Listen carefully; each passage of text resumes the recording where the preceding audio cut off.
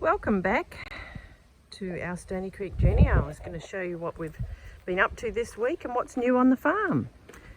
And look what is new on the farm. We have a tractor. It's a Coyote, and Robert got it off a guy. We actually ordered a tractor, but this one came available and it came with some accessories, which looks great. Looks like it's got a little face on it. I think she's smiling at us. So this is the implement shed. Now we've got a red tractor, a red motor mower, or is it?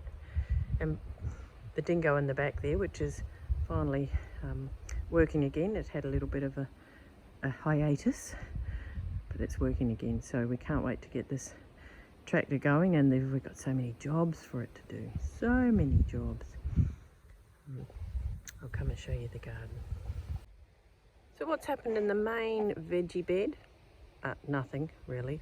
I have pulled down that, but inside of that netting was some comfrey plants, so I wanted to get those out and plant them somewhere else. And there is some weed mat stuck under here that I can't get out, and heaps of kikuyu, so we decided that it's a dingo job. So we had to wait for the dingo to be fixed, and now it is. So when the first full day that we get, we'll get into this garden and start making some beds, and then order some mulch. There is a row of potatoes in there that I have to get out as well. So yes, it looks like nothing's happened, because really it hasn't. But the raised garden beds, I'll show you because I haven't updated you on those, are growing beautifully. So we've got these growing nice. We've got our broccoli growing and our broad beans. The lettuces, which are looking fab, I reckon, and the spinach there, we could have a bit of a meal off those. And the snow peas at the back, and all the garlic down the middle, so that's growing great. In the second raised bed, there's just some bits and pieces that I've put in that's got some garlic. There's quite a few weeds are coming up because I've used some straw as mulch, but clearly the straw's got lots of seeds in it. I'll just pull them out. There's rocket growing there and it looks a bit messy, but once it gets up it'll come good. A bit of coriander, some kale, some more spinach, some more lettuce, and then this morning I just planted some strawberries here in the edge of this third raised bed. It's been covered, and I thought, I think I'll just plant some strawberries because I grabbed those from Boronia. So yeah, it's coming along. And still got some more orchard things to do. Hello, Chookies. Hello, Roger. And once we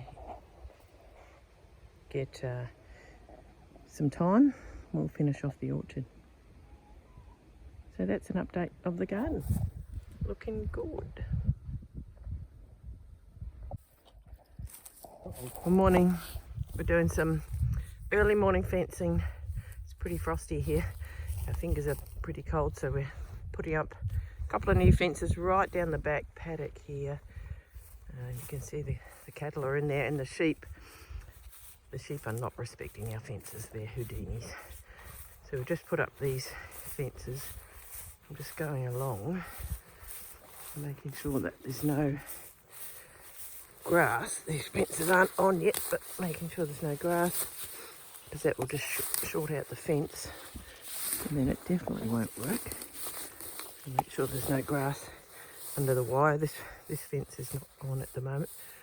That fence over there, and you can see all this long manky grass with a few blackberries in it, a few tussocks, all sorts of things in here. Robert's mowed along here so that we can get the fence up. Squash it down. Looks, and we'll give them a big break this time, because we gave them a couple of smaller breaks and the sheep certainly didn't like it. They bucked the system and they escaped. So we're having trouble keeping them in at the moment, but we'll see how we go. So there's Robert just fixing up some of the bits. Heffy, that other cow there, just ran at me, and she stopped shy, but she's a bit feisty.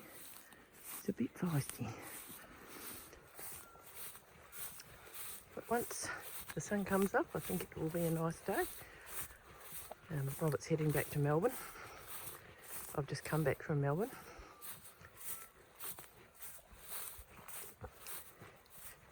And I'll show you what's been happening on the farm and what's new.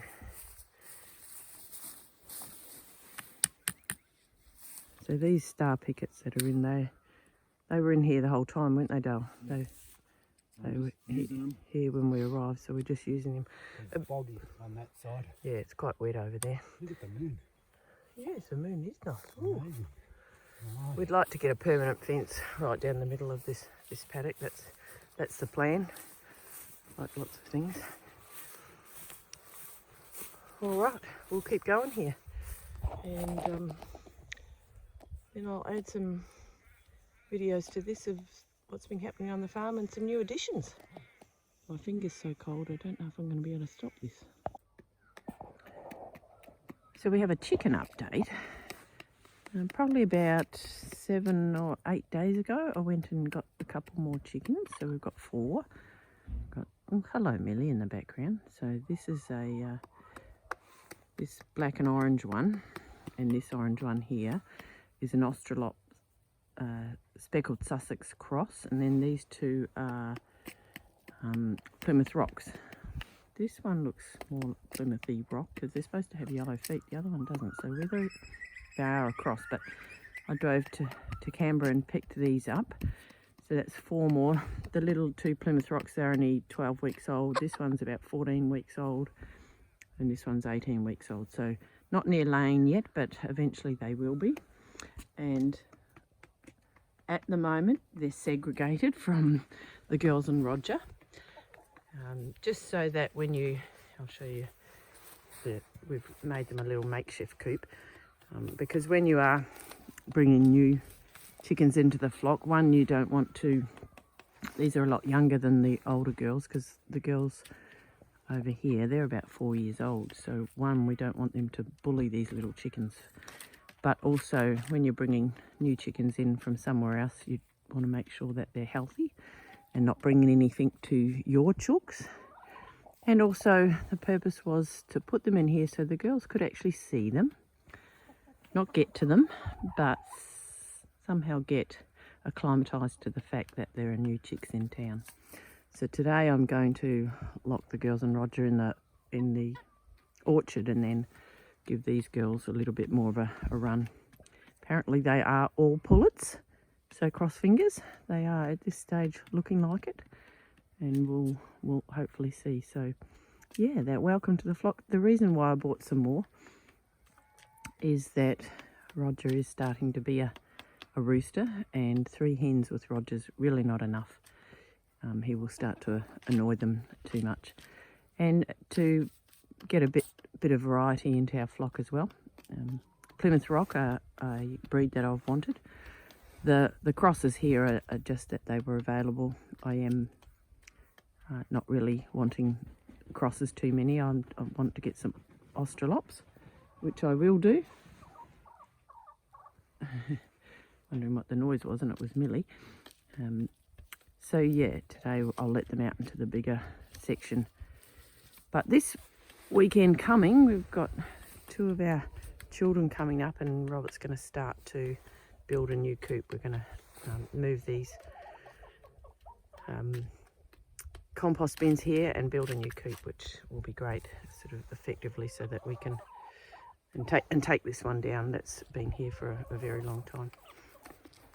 So I went to Melbourne for a couple of days and saw some of the lovely family that I haven't seen for a while, and some beautiful friends, and lots of people were asking me lots of different questions.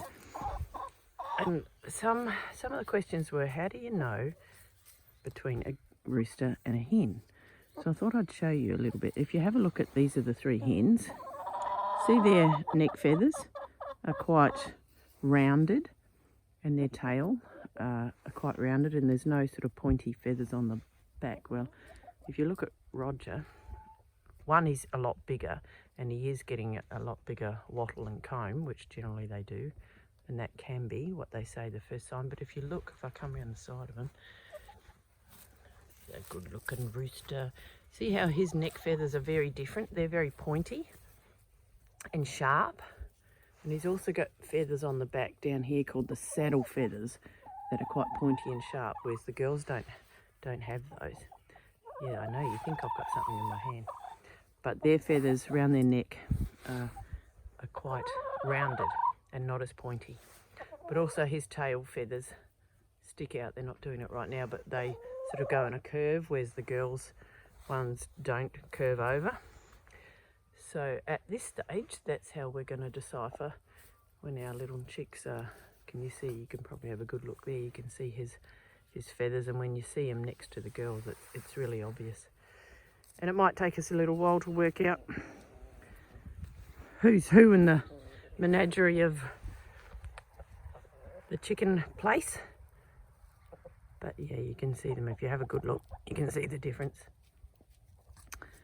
So by the end of the week, I'm going to put all the chickens together and let's see how that goes, and hopefully we won't have too many arguments. There will be a little bit of argy-bargy, I'm sure, to sort out the pecking order, but hopefully it will be all good. I have not got an egg yet for the girls, but as the days are getting longer, hopefully they'll go out of molt and start producing some eggs, and then it'll be exciting to see if we've got some fertilised eggs. Because I know Roger is being friendly. Well, doesn't look very friendly, but he is doing what roosters are supposed to do. So whether that's going to give us some fertilised eggs, fingers crossed. So that's the chicken update. Let me know if you've got any other questions. I don't have all the answers to lots of these questions. A lot of it I've researched and worked out, and a bit of trial and error, like lots of things. Sun's starting to come up, which is good because my hands are very chilly. So I'm at the back there of the little perennial patch that we're trying to work into a garden for my berries, and let's hope that works. The other option is, and we've been discussing whether we get pigs in there. I'm all for it, Robert not so much. So we'll see how we go. More discussions to be had. Baby chick update. So here we are, we're day 10, 11 for some, and they are growing. Man, they're growing. We've had to put the food and the water hanging up because they put all their pine shavings into it, but now they spend a lot of time jumping up on this little heat pad.